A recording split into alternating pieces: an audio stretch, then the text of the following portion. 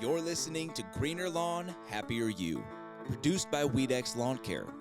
Join us as we explore all things related to your lawn.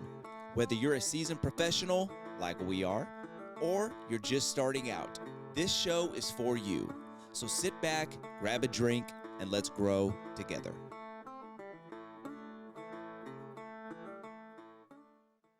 Welcome to the Greener Lawn, Happier You podcast. This is our inaugural episode. I'm Brennan Weir. I'm Nick Honeywell.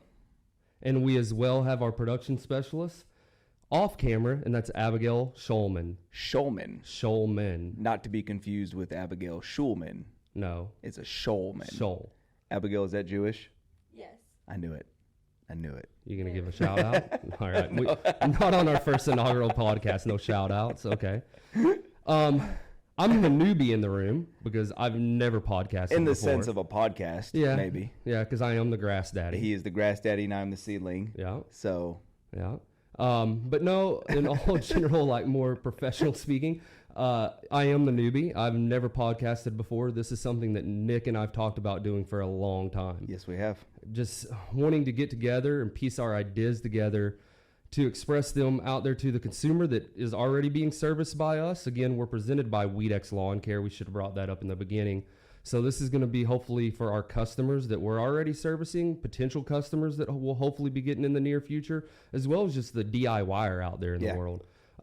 Nick has already been podcasting for what, about a year now almost? About a year, yeah. You and your wife podcast already? My wife and I have a podcast called the Status Note Podcast. We started that in February, and it's fun, man. We just kind of dive into what we've been through in our marriage and our personal lives, and so it's not grass related. So if you want something else to listen to, that's a good one to dive into. It's a good way to give yourself a shout out on your podcast too, because I know you're always looking for more viewers. Yeah, no, it's a faith-based podcast, right? Yes, and yes, how it is. Yours and your wife's walk through marriage with hand in hand with Jesus Christ, right? Yeah, Our Lord and Savior, before Jesus and after. So you get kind of a good look. Yeah, I mean, Nick and I both are followers of Christ. He's probably a little bit further along that journey than I am, but, it's something that we, aspire to, get better and better at every day. I know I do. Yeah, for sure. So this will not be a podcast, so we're going to, shove our beliefs down your throat on that. Obviously we'll probably bring it up from time to time, but that's, not what this podcast is going to be in reference to. First, we'll start it out by just letting you get to know us a little bit, a little bit of humble bragging, I would say. I would like to, just get to going on that. So it all started on just a dreamy, mystical February night back in 1984. My mother... 84? 1984, yes. You're only 4 years older than me? I will be 40 years old in February. Wow. That's I thought you were a little bit several of years older than me. in the beard here. And I'm actually starting to get a few grays in the side, too. Well, gray looks good on you. They say it brings wisdom, and I need as much wisdom as I can get, or the appearance of. So, on a serious note, obviously, I work for Weedex Lawn Care. I've been working for Weedex Lawn Care just a little over 13 years now. Became an owner or a managing partner roughly about a year ago. My wife and I did. I came to work for the majority partner that's still with the company. He's not in the day-to-day aspects of the business anymore, Tom Poen, but I came on board with him roughly 13 years ago. Just with the aspirations of, building something better for myself. Prior to that, I was working for a company called Andy Sprinkler and Drainage. I did that for roughly about 5 years, right out of college. It was a great job. I actually went to Houston and opened up a branch for them there right during the 2008, 9, 10 period, that economic recession or economic crash. And it just didn't pan out for us in Houston, so I came back to the Dallas-Fort Worth Metroplex area. I'd already known Tom Poen, the majority owner of Weedex, for that point in time, probably already 6-7 years. Because, luck behold, him and Andy, the owner of Andy Sprinkler and Drainage, were really good friends and hung out a lot together. So I was able to kind of, build that relationship, as well as Tom had a younger brother that was, him and I are roughly about the same age. So did Tom already have Weedex going? Yeah, at that point in time, they were pretty much just a solely commercial company. Okay. They did a lot of right-of-ways. They even serviced like all of the common area, like on President George Bush, Dallas North Tollway. They did a lot of subcontracting for landscape companies. So when I started with them in 2010, at that point in time, they were just really getting kicked off in the residential market.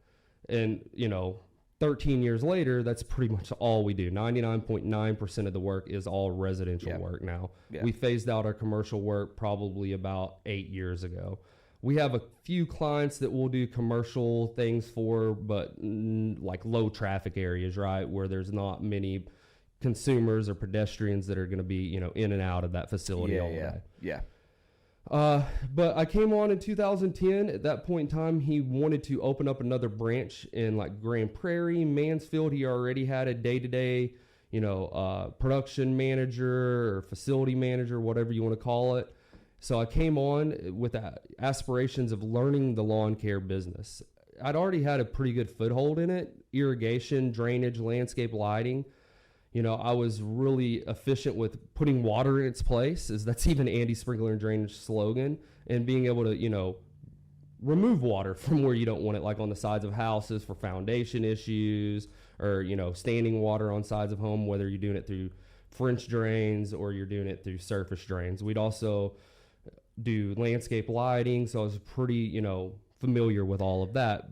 But as it related to like the health of grass and all that, as far as like varieties of turf grasses, insects, diseases, and all that, there's still a lot yet to be learned in it. That's what I was going to ask you. Did you guys do any of that type of work when you were with Andy's, or was it strictly irrigation? Strictly irrigation. Okay. It was helpful too, because I even going back prior to that, I went to college at 2 different colleges. One of them, I went to Tarleton State University for my first 2 years. Mm-hmm. I went to Tarleton State University with the aspirations of being an agricultural education teacher. So my degree is in interdisciplinary agriculture, Nick. I know that sounds super fancy. It does. It sounds very intimidating. It does. But in general speaking terms, it's just a high school ag teacher. That's all it is. So even, that whole time, that's exactly what I wanted to do. Is I wanted to sculpt young minds in the passions that I had, which was, leadership and development through Future Farmers of America. There's a lot of skills that I think that can help young men and women, as far as like parliamentary procedure, livestock judging, show projects, because I was really big into show projects in high school. I showed pigs. I'm one of those guys. I as well, just really had an aspiration, or really like yearning to help young people like find that path if they wanted to go down it. I transferred back to Texas Tech University because I'm originally from Lubbock, or the South Plains area. I grew up in a town called Levelland. It's true to its name. There's a song about it too, Levelland. It's level. I went back home and I finished my last 2.5 years at Texas Tech. And through that time at Texas Tech, I started getting more into my core curriculum. And I really got an interest for animal science as well. So it was either I was going to be an ag teacher, or I was going to do something dealing with animals, whether it was managing a feedlot or a meat packing plant for like, I forget the name, like I think it's Cigna or something like that. They're one of the bigger like equities that hold all of that stuff. So grass wasn't even really part of the picture. I mean, all of my family farmed, so I was really always engraved in agriculture. My grandparents farmed, my parents farmed until I was about 6 or 7. So I was always around agriculture, but I did not like farming. I did not like that aspect of agriculture. I was always more on the animal side of it, the animal husbandry. So husbandry. Well, I think that's the like more technical term for it. Like, animal husbandry. Is it husbandry? What did I say? I don't know. It sounds like you're talking about marrying animals. No, it's the technical term for like caring for animals. We're not getting into any type of animal play that animal way. Priesthood. No, okay. No, gotcha. Not at all. That's not what this podcast is going to be about. Nonetheless, so like that's the whole like road that I was taking, was going directly into animal science. Okay. And when I got into my last semester at Texas Tech, prior to my student teaching that I had to do, so I guess technically the semester before my last, I had some friends and family member talk me into going to a career fair that the agricultural department put on. So I went there and I just was seeing what it was about, and that's how I found Andy Sprinkler and Drainage. And they were out of Dallas, Texas, and I was like, you know what? I'm going to, do this, and I'm going to go down this venture because I've never lived in a big city. I've never done big city things. I've never stepped outside of my box. And so I jumped, full board into that, and I spent the whole summer working for them, and I really loved the customer service aspect of it, being a steward for the customer, helping them, with problems that they had, making them, aware of the issues that they had with their irrigation or drainage, and being able to fix it and come up with different ideals and plans of, how to get their grass greener and healthier, and just something that I never even knew I had a passion for, because prior to that, I never did anything really with customer service. Yeah. Again, I was all just animal oriented, or I guess dealing with students, but it was more of a mentoree type role instead of a peer-to-peer role that we deal with on customer service, that we deal with even here at Weedex Lawn Care. So going back, I kind of went all over the board on my life events. When I started at Weedex Lawn Care, I went down that road of really engraving myself in everything that we do here. I jumped on board with, just being a normal technician, all the way from aerating lawns to doing tree shrub care, and then as soon as we got back to the shop every day, I had a passion as well. And I've always had a passion for like mechanical things. So because I've always been a person of like, if I'm going to do it, I want to learn how it works from like ground up. Sure. So I wanted to make sure I knew exactly how our trucks worked in every capacity that I could. And then as well, I really got engraved with Tom, the majority owner of Weedex, on how we can better our trucks. And we went through so many different designs, and just making sure that I was always there with every moment. If he was going to be there till 8 o'clock at night, I was there till 8 o'clock at night. If he was coming in on a Saturday, I was coming in on a Saturday. That was obviously prior to kids. Mm-hmm. So I really just ingrained myself in everything that Weedex was doing. And roughly about, I would say, a year to a year and a half after being employed at Weedex, at that time, the operations manager had some personal issues and had to leave Weedex. It was kind of an abrupt thing, and one that, Tom at that time was really concerned about. And he was like, I'm going to have to go out and headhunt for another operations manager, because at the time, he was putting a lot of money into our residential side. And I was just like, give me a chance. Just give me a chance to see what I can do to help this company flourish, to see what I can do to ensure that, we're reaching all of our goals. And he did. And I was really thankful for it. I, was the type of person that if I didn't know something, I would always let the customer know that, hey, I might not be the expert in this, but I'm going to go find you the answer. Yeah. And I would never let go of that task until it was completed. Whether it was getting on phone calls with industry leaders, through people that we buy chemicals from, or just connections that I'd already gotten, meeting them out on the lawn. And I was just really I was very much so a persevering person when it came to making sure that I was always learning as much as I could, whether it was through just reading research or boots on the ground research with other individuals. Yeah. And it finally got to the point in time where I was just like, okay, I got a grasp of all this, and I don't know that I necessarily need outside opinions on it. And now we can start bringing in other people that I can start training. Right. So, it went from a role where I was treating lawns every day to hiring new people and training them. And I was really the sole person at that time that was training everything. And then we just kept growing every year, roughly about a route a year. And then probably I would say about year 5 to year 7, we started growing 2 to 3 routes a year.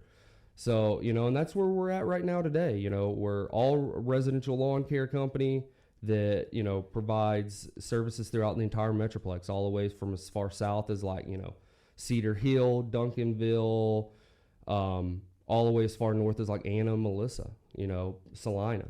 So I do know. You do know because you drive all of those areas. So that's me in a nutshell, Nick. As far as, on a personal level, is what I do at home. I have a wife that also works at Weedex as well. She's the CEO of the company, keeps everything running on a day-to-day basis as far as customer service. Even helps me stay on point with my job. She is just the guru. She's our of- boss. Yeah, she's our boss. She's Yeah. my boss at Yeah, home she's your boss. and at work. Yeah, it's a great relationship. And I need somebody to keep me in line Of at course, home we all and do. at work. Yeah. We have 4 kids, so they keep us busy. So not only running, owning, and managing a business, we also deal with 4 kids. I know you have a few rugrats yourself, so I know you can relate. But if I have any free time, I enjoy just be outdoors. Yep. As much as I can. So, do you have any questions for me on all of that, Nick? That was a lot. I don't. So all in all, you've been with Weedex 13 years. I had 13 my years. 13-year anniversary in October. The only question I do have, when you started, were you starting with the hopes or the goals of being owner of the company, or is that something that just kind of organically blossomed? It organically blossomed. Tom and I started talking about it probably year 3 to 5. Okay. At that time, it just wasn't obtainable for me financially. Sure. And I'm not sure that it's always, it's just never the right time sometimes financially unless you have backing from, friend, family that has those types of assets. Yeah.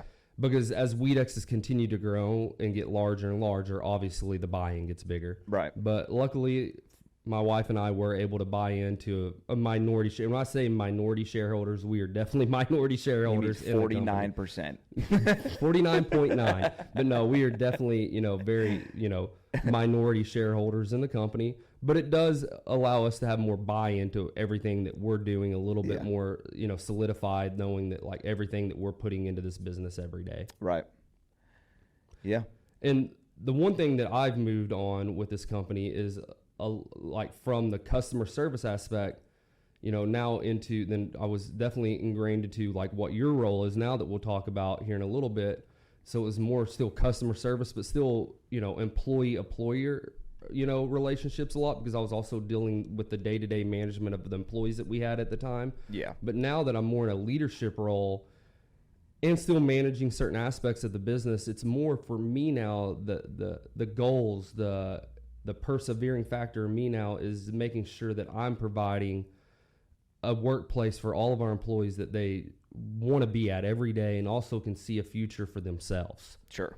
As we're a very small business, but I'm hoping that, the 40 people that we employ, we're giving them opportunities that are life-changing for them. Right. And that's what I strive for every day now. Well, I know it was for my wife and I. When I came to, I've been with Weedex, was it going on 5 years now? I think so, yeah. You'll be 5 years this spring. Yeah. Yeah. It's either April or May. Yeah, and introduce so my job title is a managing partner. On my business card, it says Chief Operations or Operating Officer. What's your job title here at Weedex, Nick? The turf service manager. Okay, and what does that entail? Dealing with the angry people. Putting out fires, right? Yeah. So yeah. like So if anyone has, song, yeah, right? if anyone has an issue with their lawn or something that our guys can't diagnose, then they'll send me out there to put out the fire or diagnose the problem, and typically treat the problem the same day. You're the fireman. I'm the fireman. I used to be a fireman. It works. So a little over 4 years ago, I came to Weedex as a temporary job just to get out of what I was currently doing, which was scanning paper. So we would go into companies, like say we had a file room full of backlog documents that needed to be digital. We would go in and take all your paper and scan it and make it digital. It was a nightmare. And you'd make it digital? Yeah, it was a nightmare because all you do is pull staples and then scan the paper, and then pull a staple seems very and then scan the redundant, paper. Yeah. So I did that for a little while, and I started out just as a scanner, and then I moved my way up to working with the owner of the company, and then I was running the jobs out of Houston and up in the Dallas area. So after 3 or 4 years of doing that, financially and mentally, I was ready for a change. So, I didn't know anything about grass. Didn't know there were different grass types. Didn't know there was diseases and insects that affected grass. I didn't know anything about grass, but I thought pushing a fertilizer cart could not be that hard. So I applied with Weedex. And you didn't even start out as a fertilizer. No. I started out aerating yards. So I started out at our bottom of the entry bottom. level. Yeah. And aerated yards for a couple years, but in that couple years I got my own route. It was a couple months. No. Of aerating? Yeah, because you helped out with the aeration every spring and helped train it because you aerated with us. But I aerated by spring. myself the first season. Mm-hmm. Yeah, and then it was, I don't know, 2 years after working here maybe that I got this position. Yeah. So, but it definitely turned into a more permanent situation for me and my family. And prior to you doing the scanning in that very redundant job, what were you doing prior to that? I was a personal trainer before that. I did that for, I think, 2.5, 3 years. And before that, I was a firefighter. So you've always been like more in a stewardship type role. Everything has been customer focused. Besides the scanning of papers. Even that, because I was dealing with either the owner of the other companies or the person in charge of getting everything scanned. So even that, my job was face to face or We knew very quickly here at Weedex that you were going to be the type of person that was going to be a steward for our customers. Yeah. Because you really had a passion for that. Because I do remember, even aerating with you that first spring that you came on with us in 2018. And I do remember like going out with you past the aeration season when you started going into being more of a, we call them route managers now. At that point in time, we called them lawn technicians, which ultimately, they're lawn technicians, but we consider them route managers because they're managing an entire area, right? Right. From A to Z on that. And when I was riding with you during that time, you were the best type of person that you could have been for making sure that the customer was adhered to correctly, because that's what we try to always ensure here at Weedex Lawn Care is that we're always focusing on customer first. So you are always the first one to knock on the door, the first one to address issues, and make sure that you were being proactive instead of reactive. Yeah. And I think that's what helps you get your foothold in the door of being able to be into the position that you are in now that you've been doing for the last 3 years almost. Yeah. Yeah. But that's as far as grass goes, grass is grass. But the customer service aspect of this job is really what I fell in love with. Yeah. So you have a wife and kids, right? I do. I've been married for going on 16 years. And I've got 4 daughters. I've got a almost 12-year-old, an almost 6-year-old, a 2-year-old, and a 3-year-old. So they keep you busy. Yeah. Yes, 4 little girls. And y'all are homesteaders as well, right? We are. Chicken farmers? We're chicken farmers. We are garden farmers. We are dog breeders. A variety of things. I live on a compound. My parents breed German Shepherds. Okay. And they live out there as well. So. Well, that's news. We learn something new about each other every day. Yeah, I did not man. know that. Yeah. So I want to make sure that I address with our viewers, that might be a total of 5 right now. And after this podcast. But they are there. They're there. After this podcast, there. we might only have 2. A solid 2, though. Yes. All right. I'm good with that. But I want to make sure that our viewers are going to know that through this podcast, it's going to be consumer based. We're going to be talking about issues that DIYer, that potential customer might face and struggle every day on their lawn. Yes. And we're going to be relatable too. It's not going to be 2 guys that have a PhD in horticulture or agronomy that are not even close. No. I've got a lot of experience. I even have, some, educational experience in this industry. I took plant and soil science classes, but I'm not going to talk lingo, or neither is Nick, that is going to go over your head. No. It's going to be common sense information that is relatable and that you can really put to use on an everyday basis. Right. Yep. I think I want to give, when I was kind of thinking about this podcast, one of the biggest things I think it was important for us to relay is the relationship between the route manager and the homeowner. I think there's a lot of stuff that can be mitigated with issues with the lawn by having better understanding or better relationship with the person treating your lawn and vice versa with the homeowner. Yeah. So relaying those kind of our point of view on things when things go wrong with the lawn, I think will help our customers who listen to this maybe get an understanding on, where the balance is. And making sure that when we're telling them the things that we want them to do, it's not like just us blowing smoke up their, know what? It's like we're really telling them these things because we want these changes to be made. Yeah. And these changes aren't going to be made by doing the same thing over and over and over. What is that? That's insanity. Yeah. Like we've got like do these different things that our route managers are asking because what's the hurt in it? Like you haven't tried it. Like how do you know it's not going to work if you don't just try it? You know? Like if they're telling you to mow weekly, let's mow weekly if you're mowing bi-weekly because you've been mowing bi-weekly for years and years and your yard year over year over year continues to get worse. It digresses, it thins out.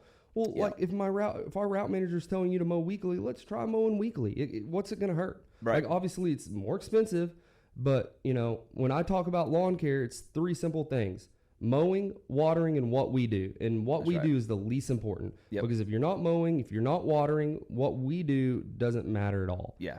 So I also want to talk about the services that we offer here at Weedex Lawn Care. Okay. Because that can be confusing as well because lawn care, when you think of it, you're thinking like mowing, edging, trimming, planting, landscape design, construction. That is an all-inclusive company for people who want that. We are not that. That's not us. We have a specific niche in what we do. Yeah. Do you like that niche? It is. Yeah. It's almost my name.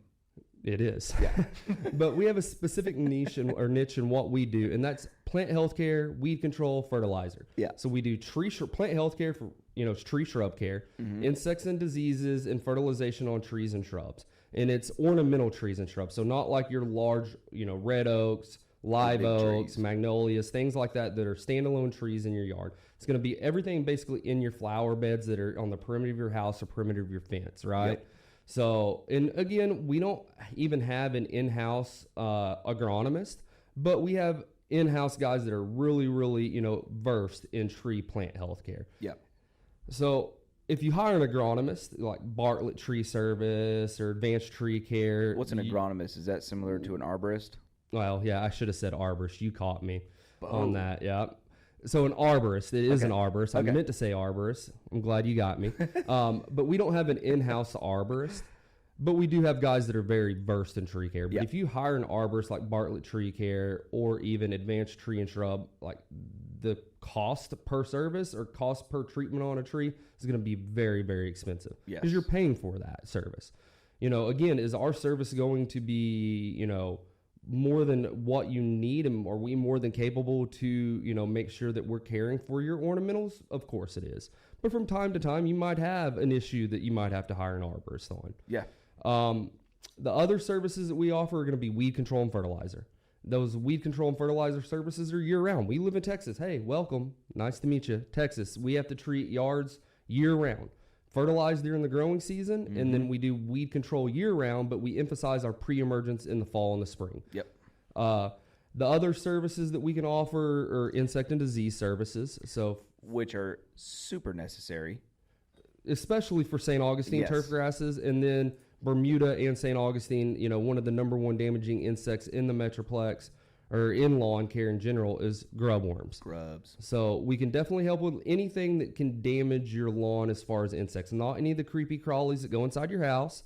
The only insect that we deal with that doesn't really affect your lawn per se, it's just more of a nuisance, is fire ants. Yes. They don't, like I said, they don't really affect your aesthetic appeal of your lawn, but if your family likes to play in the lawn or your pets or whatever, that can be a nuisance pest, right? For sure. So we can definitely help with fire ants.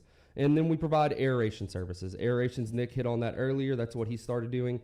Aerations are something that the golf course industry has been using for, decades and decades. It's probably been more popularized in residential lawn care probably over the last, I would say, 15 years. And it's basically pulling, there's several different ways to do it, but the way that we do it, the right way, is pulling a core plug of the soil, depositing it back on the ground. And what that does is it allows there to be more void in the soil for root development, water flow, nutrient uptake, and so on, right? So it's a very beneficial service to get done, and we only do that in the spring. We don't offer that service in the fall. Yeah, and there's people that like to do it every year, but every other year really is sufficient, right? Yeah, Okay. I think so. I mean, depending on like your soil type, we do have mainly clay-based soils here in North Texas. I guess that would depend on the traffic on the yard too. And foot traffic, I Yeah. think, as well. Like if you have a lot of dog traffic or a lot of kid traffic in your yard, I definitely think it might be something you want to do every year. And if you can follow it up, this isn't a service that we offer, but if you can follow it up with composting or top dressing your yard, don't just go to like Home Depot or Lowe's and buy your run-of-the-mill bag of like $2.99, $2.99, not $2.99, $2.99 bag of just like tree bark and mulch and this and that. Like get some good compost. You know, you can even like make your own mixture of peat moss, mushroom compost, manure compost, garden soils. And if so, right after you aerate that lawn and that void is there, if you can put something more permeable in there, over time you can help change up that soil structure, maybe even make it a little more loam where it's, you know, where water can flow better through it and roots can establish deeper. So that's always something good to do. But yeah, I would say the aeration would be dependent upon like how much foot traffic you get on your lawn, how well your yard drains as well. Yeah. You know, and I always let people know as well with our service, you know, I consider that our product is customer service. Yes. And that's what we always strive here for is like what we're selling here is customer service. Yeah. Our commodity is lawn care. Even though, I mean, because like, you can go to True Green, you can go to Dr. Green, you can go to wherever, and you're going to find pretty much the same type of products across the board. Yep. Like that, we all have a little bit of nuances in products and all that, but customer service and employees is where you stand out. Yeah. By putting a knowledgeable, you know, person that has morals and integrity and a can-do attitude on a lawn that wants to please his customer and be a steward or be a servant, that's going to be the difference between a company like ours and a company maybe like True Green or, you know, Grow Green or Dr. Green or Gecko Green or whoever you use. I just had a conversation with a customer the other day about she was switching from one of our competitors, and she told me the reason was that she started with them, the yard started to decline, it started to get some kind of disease, it wasn't diagnosed, and it just all summer just declined and declined. But her daughter lives in a different city in the Metroplex, has the same company, and her yard's doing great. I said, well, here's what it boils down to. It boils down to the person that's treating your yard. If you don't have someone that's paying attention to the details, if you don't have somebody that's slowing down and taking time on your lawn, you're going to run into these issues because the products that we all use are generally the same. Mm-hmm. The difference is it's somebody who cares about their job and cares about your lawn and somebody who doesn't. Because that's what we want our, you know, potential customers, DIYers, and our customers to understand. It's not all product based. No, very little of it is product based. A lot of it is like educational based. Let me educate you on how to mow correctly, how to water correctly. Like maybe you've got the wrong turf grass variety. Maybe turf grass will never grow in that area because it doesn't have the correct environmental conditions. You know, those things need to be communicated, but there's got to be an open path of communication, and it's got to start early. You know, and that's what we hone in with our guys and harp to them every day is that you've got to start on that path early because if you start on that path, like if you pick up a customer, you know, day one and you don't communicate that stuff until day 90, day 180, that, hey, you need to do this different, do that different. By the time that happens, it's too late. It's too late. To build that relationship where they're like, okay, I'll do these things for you. Right. But if you start that day one, they're either going to be like, yep, that's way too much, I'm not going to do it, or like, well, that's really, you know, eye-opening. Let's start going down this road. Right. And I think that's crucial in making sure that you're developing that partnership between, you know, route manager and customer, that you've got to start that day one. Yeah. Yeah. Agreed. So I also want to talk, Nick, a little bit, you know, about Weedex as a company, you know, what our vision is as a company. And it's been this way since I started here and will continue to be this way, is we want to be the most sought after lawn care company in the Metroplex. And it's hard to do. Like you've got to be hitting on all cylinders at all times. And I'm not saying as a company that we don't struggle. Like let's get real. Sure. Let's have some real talk. We struggle from time to time. Like it feels like we can get it all hitting on the operation side outdoors, but we're struggling on the customer service side. We're struggling on the technology side. Let me tell you, technology is a great thing, but it's also can be crippling at the same time, you know? So, but every day we like make it our goal when we wake up and we hit the ground running to make sure that we are the most sought after lawn care company in our marketplace, which right now that's Dallas-Fort Worth Metroplex area and the surrounding, urban areas as well. Right. So do you feel that, going, like you talked about that, reference earlier with that customer that, we use the competitor might be coming to us now. Do you feel like that we get that name when we're out in the Metroplex, that like we're one of the top 2 or 3? I think so. Yeah, I think so. I know we have a lot of people that have come over from different competitors, and the stuff that we try to hit in regards to customer service are areas that people are leaving other companies to come here for. Yeah. So I think so. And I would say with the reviews that we get as far as what our customers are saying about our route managers, it's like, it just puts a smile on your face all the time. Yeah. And then today we actually got a 5-star review on one of our customer service agents of how well they were able to help them out. And that's something that we should be making sure that we're focusing on, is that we're helping not only from the admin level, but as well as the field level. Yeah. I would say like the mission, Nick, of how we're going to get there is using superior products and excellent customer service. And I know this is always going to be customer service, but that's just how much we believe in it. Yeah. We don't want our customers to ever feel like they're another number. And again, I'm not saying that we're always perfect at it. We have our misses. Like the last year and a half, technology has been crippling from us, going from, software company, to another software company, back to our previous software company. Just mitigating all of the nuances of that has been difficult, and it's allowed customers to, not be, happy with everything that we're doing, but we're working very, very hard to ensure that, we're getting back on the right path on that. Sure. And I say superior products, I said earlier, products aren't everything, but we will always be making sure that we are researching, testing products that are going to give our customers the best bang for their buck. One thing that we're going to be doing moving into 2024 I'm so excited is about this. we're going to be using liquid fertilizer. Yes. And we've never used it in the past because of, again, if you're new to Texas, welcome. If you're not new to Texas, it gets extremely hot and extremely drought oriented in the summer. You get to about June, our soils are dry for the rest of the summer until we get about September, because there is no rain, right? And that's just the most general rain cycle in Texas, or in the area of Texas we're in. So we're going to go to a liquid fertilizer. It's called Coron. And without getting into the science side of it, Coron it's not a newer developed technology, but it is a technology that is being used a lot on the agriculture side. And if y'all aren't aware of this, there's a lot more money that gets spent in products and product development on agriculture side than there is lawn care. For sure. Because there's a lot more dollars spent on the agricultural side, field crops.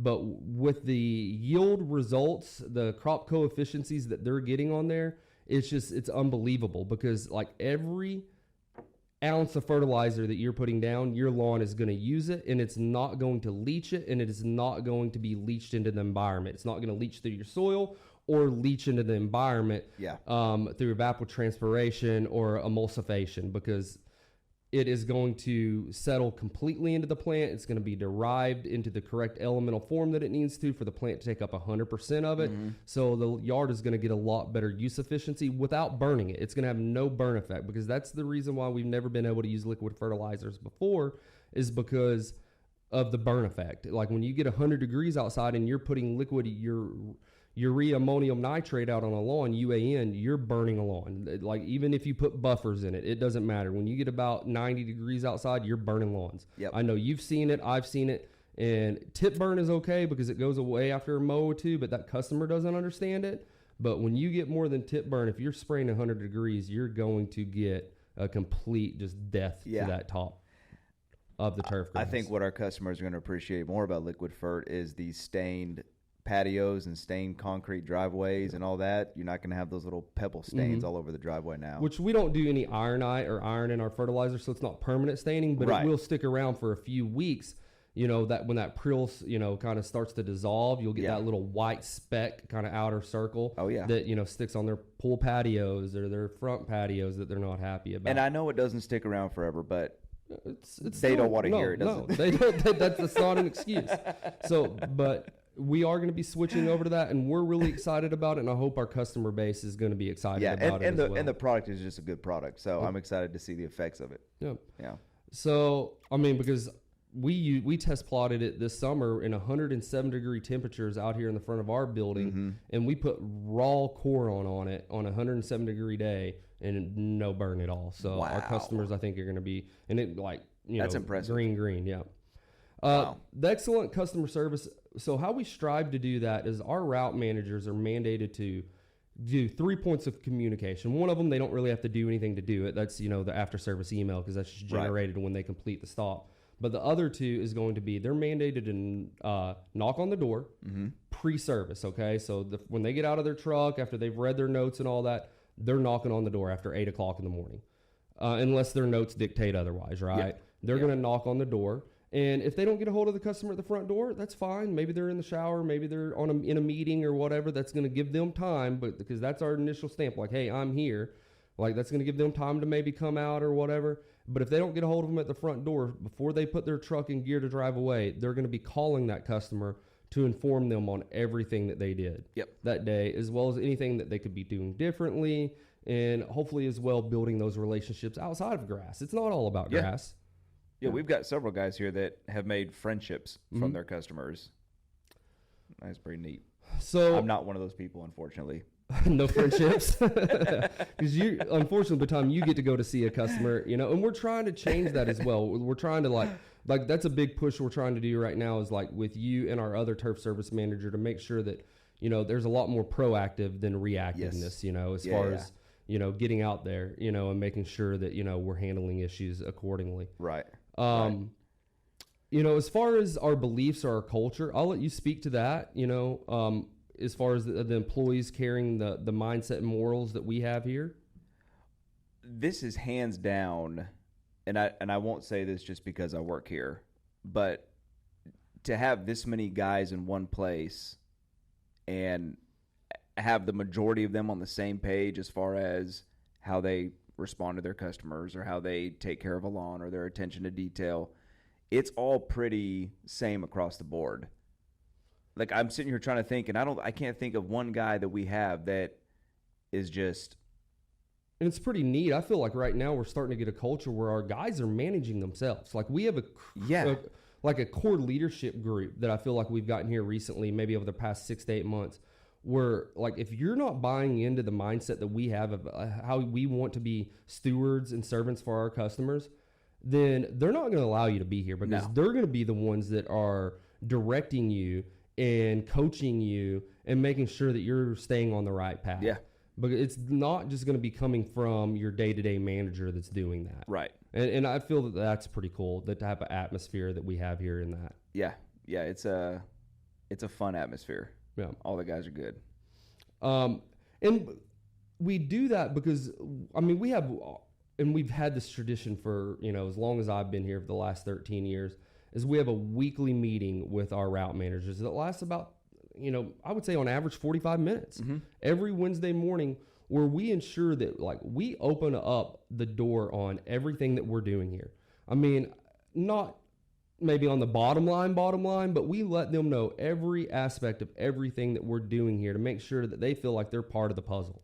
Yeah. And we ask for their opinion.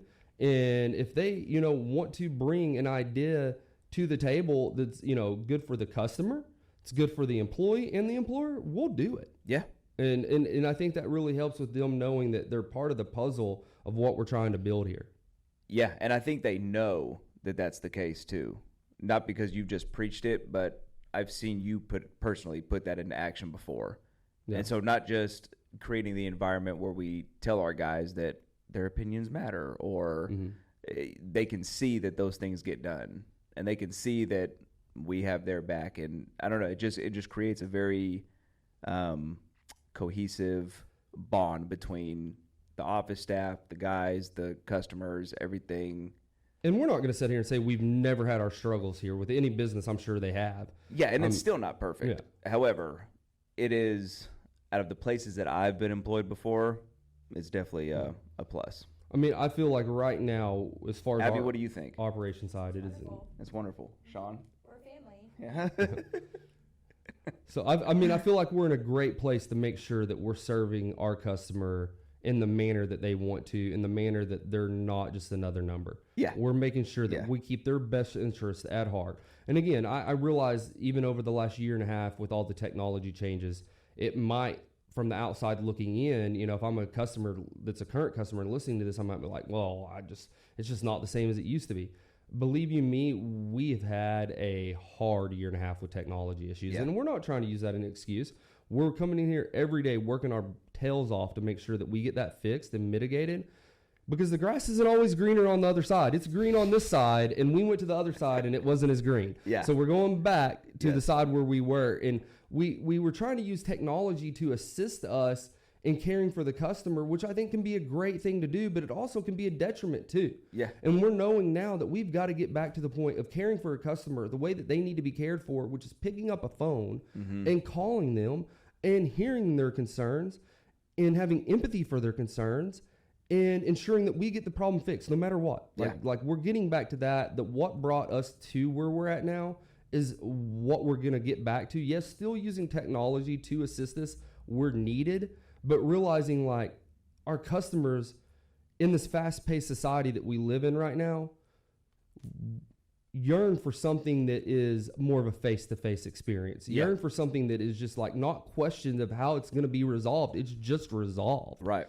And like that is our number one goal for 2024. And it has been for, the past several months of trying to get this technology working right, where it's not like crippling us to the point where we can't focus on that. Yeah. And we're really close. Like we're back on our old software. We're getting the financials mitigated on it, and we're going to move into 2024, getting back in the mindset of, making sure that we're, serving that customer the way they need to. Yeah. So let's move on from that. I know we've, been sitting here talking for roughly, 40, 45 minutes on, you and I. Nick and I are going to be the host of this podcast. So we're going to have, again, Abigail Schulman as our producer. We also have Sean Candace in the background. He's the one that put all of this technology together for us to have this podcast. We can give a big hats off to him. I'm not wearing a hat. You are. But we want to end the podcast with a little bit of grass stuff. So, on a different note, let's talk about the current lawn problems that we're seeing right now. Let's get into it, Nick. You're the one out there every day. Current status of lawns they are dormant. Oh, they're not for the dead? most part. Nope, they're so dormant. Brown doesn't mean dead. Nope. Warm season grasses go dormant. They go dormant. They're essentially sleeping. Hibernating bears. Hibernating bears. The only thing that we're seeing going on right now is with St. Augustine. For the yards that aren't completely dormant yet, they're still struggling with a little bit of brown patch. So maybe like areas underneath like what? Shade trees, Shaded side trees. of houses where the soil temps haven't escaped yet. Yep. Fungus is still a little active there, but dormancy is kind of naturally suppressing most of it. So, and what is brown patch for the people that aren't familiar with it? It's a fungus in St. Augustine grass, and it will leave either little rings throughout your yard, or if it's a severe case, your whole lawn will just be kind of brown. Irregular shapes, the circular shapes in the lawn that are kind of goldish, yellow, even copperish, copper rust color. Yep. In the beginning stages, they're probably more of that copperish rust, and then they turn more of a yellow color. Yeah. And the easiest way to determine it is if you see that, irregular shape in your lawn or circular shape in your lawn, and again, this is only going to affect St. Augustine. It can get into zoysia grasses as well. Yeah. Because we deal with typically warm season turf grasses in the Metroplex, right? So warm season turf grasses means that it goes dormant under certain soil temperatures, comes active under warmer soil temperatures. And so as our day length period shortens and our soil temperatures, get colder, about, below, I think on average, like 50 degrees, that's when that, turf grass goes into its dormant stage. Like all that upper plant tissue that goes golden brown and all that is actually dead plant, okay? Yeah. But the roots that are in the soil are still alive and will remain alive until, the soil temps, rise again in, that March, April time. Yep. But nonetheless, when you're seeing your St. Augustine or your zoysia grass that's green and, still looks healthy around that, September, October time frame, and then you have an irregular shape in the lawn, you're like, oh, is my irrigation bad? Is, a dog peeing in my lawn or what's going on. Like the easiest way for you to like determine like, okay, let's do a diagnostic process is for brown patch, walk up to that area, bend over, grab the leaf blade. And if you can pull up on that leaf blade and it's connected right here on the inner node on that stolon and it just pops right off without any tension, it's most likely brown patch. Yep. And you'll see it be discolored on the base of that blade kind of like as well. a blackish color, right? Kind of like a rotten kind of moldy color. Yep. Yeah. That's definitely when you know that like, hey, I've got a problem here and I need to mitigate it. Right. What's the best steps to mitigate it, Nick? Cut back the watering would be kind of more of the natural factors. Keep the mowers off it so you don't spread it. And then you want to get a fungicide on it. Yeah. So that can either be granule or liquid. We offer the liquid fungicides. Typically takes 2 applications, 14 to 21 days apart to really suppress those fungal spores. Yeah, that's our program here as far as on the curative, aspect of it. Because any label is going to read that you treat that for, I would say, about 14 to 21 days until it's suppressed. That's pretty average, yeah. Obviously our customers, depending on that cycle of when that grass goes dormant, they're not typically going to want to pay us to come out 4 times. So we've managed it pretty well under that 2 treatment. We might have that case by case scenario where we got to hit it that 3rd or 4th time, but it's pretty rare. Yeah. And as a DIYer, you can go to Callaway's, Home Depot, Lowe's, and you can either, like Nick said, pick up a granular or a liquid, and put it on your lawn every 14 to 21 days until it's suppressed. And funguses are mainly sparked by temperature changes, rapid temperature changes in the fall and the spring. And it's either, in the fall, we're going from kind of hot, dry, and then boom, the rains hit. Now we're more humid, cooler nights, and that's what sparks those funguses. Same thing in the spring. Like in the fall, we typically deal with fall brown patch. And in the spring, a little bit of fall brown patch, but mainly gray leaf spot, but a lot of take-all root rot is a big problem here in the Metroplex. We're not going to get into take-all root rot today, mainly brown patch. I know you said earlier mowers. Mowers can spread it because it is a spore disease. It can be caught on your mower blades, your mower deck. Foot traffic can spread it as well. That's right. So usually those customers that are, mowing their lawns themselves can mitigate it a little bit better because they're cleaning their mowing equipment or they can stay off of those areas. But most people here in Dallas-Fort Worth, they're hiring a mowing company. Yeah. So do you think that mowing company is cleaning that mower deck, disinfecting that mower blade? Absolutely. They are. In between every lawn, right? They're not. So, it's going to be difficult to communicate that to them. Like, hey, don't mow this area, mow this area. Yeah. So it's just generally best to, like Nick said, cut back the watering. Don't water at night. Right. And make sure because you don't want to leave that water sitting in that lawn overnight. You want to water, roughly between that 5 a.m., 10 a.m. time frame to let that water evaporate off in the daytime period where that water's not sitting on it overnight. What's the other? Go ahead.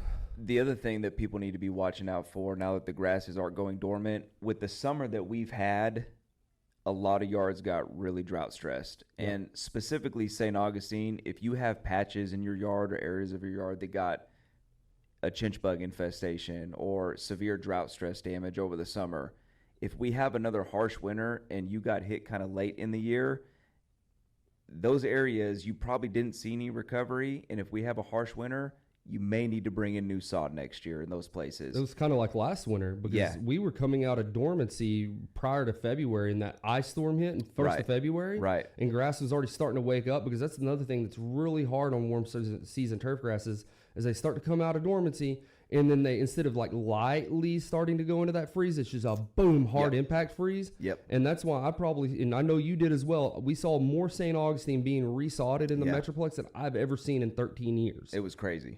Yeah. So make sure, that brings up a good point, is make sure like frost burn has already kind of happened.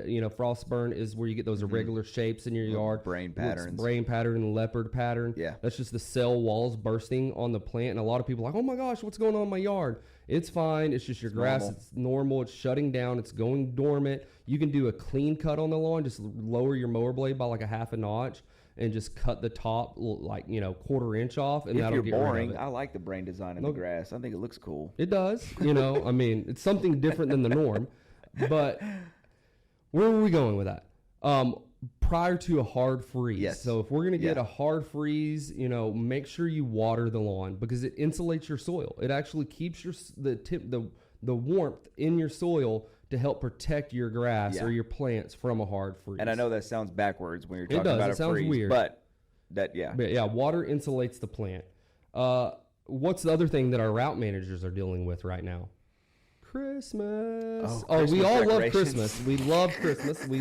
It is the birth of our Lord and Savior. You can't not like Christmas when you have 4 kids each. No. So, well, I don't know about that, but okay. But, Lawn decorations, love route Christmas. manager. I love Christmas too.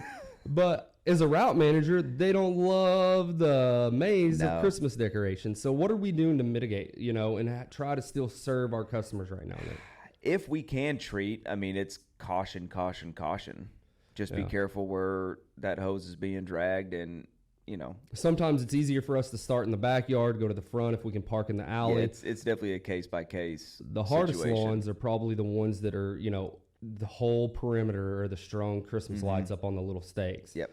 Where you're just like, you got to make a call and be like, hey, we don't like to skip services because they're all important, but I'm not going to be able to service this property without damaging your beautiful Christmas decorations. Right. So just keep in mind that, by the time we get through Christmas, we're pretty much done with our round 8 service. So it might have to be a service that is skipped. Yeah. And again, they're all important, but, if it is like one of those lawns where it's every step you take, there's a decoration, it might have to be a deal where we have to make that call and not do that. And we can get pretty creative on what we can and can't treat, but there's some yards where you pull up and there's just no way. And our route managers have, a good, basis of how to, define that or not. Yeah.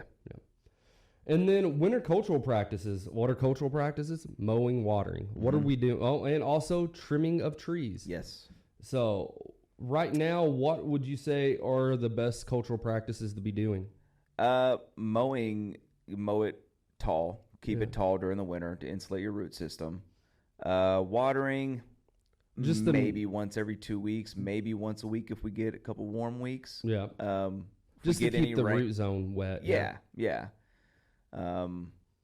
Trimming and pruning of trees. This is the best time of year to do it, right? When we start getting into, the freezing temperatures, the colder temperatures, because that's when diseases and insects are less prevalent. Because anytime you cut a limb, a branch, or whatever off of a tree or shrub, that's a direct entry path for what? An insect or disease to infiltrate that tree. Yep. So this is the best time of year to trim those native trees in your front yard that are impeding the sunlight, that are keeping your Bermuda grass. It's a warm season turf grass that requires 12 to 13 hours of sunlight to be thick and lush. And it's that same person that sods that same Bermuda year after year after year. Like, let's trim those trees up. Yeah. Right now is the time of the year to do that. Let's get it going. Whether you're doing that yourself or you're hiring, your maintenance crew will generally do that for you. Just talk to your lawn crew. They don't just, do that. They moonlight in trimming trees and, as well. A lot of extra stuff. Yeah, that you might not even know about. Yeah. So I would definitely get with them on that. Like you said earlier, the watering just enough to keep your root zone wet and your soil moist. So if you go outside and your soil's starting to crack out, get, big voids in it, you probably need to water. Yeah. And then as well, it's one of the sides. water after treatment. Yeah. Especially the pre-emergent treatments, because our pre-emergents or any pre-emergent, if you're doing a granular liquid yourself, they're, root activated and they're water activated. So they have to get into the root system. And the only way they're going to get into the root system is through water. Right. So you've got to water them in, and you've got to roughly do, I would say, about an inch and a half of water to get that into the soil. Mowing, if you've already got it to a good height right now, like, that 2 to 3 inches tall, unless you're getting a herbicide treatment, a post-emergent to kill broadleaf weeds in your yard, mowing's really not necessary on warm season turf grasses anymore. If you have a cool season turf, like, rye or fescue, they might still be doing some decent growth right now. They'll kind of shut down a little bit during the winter and just stay green. But, you're wanting to put those about 3 inches tall. So, maybe right now you might need to be mowing weekly or even bi-weekly on those. And we get back into the spring, you'll start mowing those weekly again. Right. Those would be our tips right now as far as, what we're seeing on lawns, what our route managers are dealing with, and just your winter cultural practices. Yeah, grass is pretty simple over the winter. Yeah. This job gets easy over the winter. The biggest thing that, our route managers try to do is they try to set you up for the spring. So if you've had issues with, correct cultural practices during the summer months, those are conversations that we're having right now. And like we were talking about, just setting the expectation for what we can see your yard transitioning in the spring. Mm-hmm. From previous years' damages. If we suspect that you're going to have issues in the spring, we're going to let you know now that, hey, this may want to be on your radar. Let's play it by ear and watch it as it comes out of dormancy, but this may be what you're walking into. Yeah. So, yeah. Well, we expected this podcast to go, 30, 45 minutes on our first one, and I think we've done an hour. My man. Air high five. So we're gonna wrap this up. We appreciate you tuning in to our inaugural podcast. What does that mean? Inaugural. Numero uno, the very first one, the beginning. The inaugural speech. Inaugural speech. Yeah, it's like the beginning, right? I think that's probably not the Webster Dictionary definition of it, but I think it works. They call it the presidential inaugural speech. Yeah, because that's his first speech. Speech. Yeah. I'm not that smart. Wow. But anyways, we appreciate you tuning in. Hopefully we didn't, bore you too much. Hopefully there's something that you got out of this, even if it's just one thing. If you can take one thing out of this podcast that you can use on your own lawn, it's a win for us. And future episodes will be probably a lot more ingrained in like what our route managers, positions are on lawns. We'll have guests on and, definitely a lot of relatable lawn care items. Yeah. So, that's it. Signing out. I'm Brendan Weir, and we appreciate you listening. And I'm Nick Honeywell. Thanks for tuning in. We hope you enjoyed this episode and that it has provided you with some good tips on how to keep your lawn looking its best. For more, be sure to subscribe to our show and follow us on social media. And remember, a greener lawn leads to a happier you.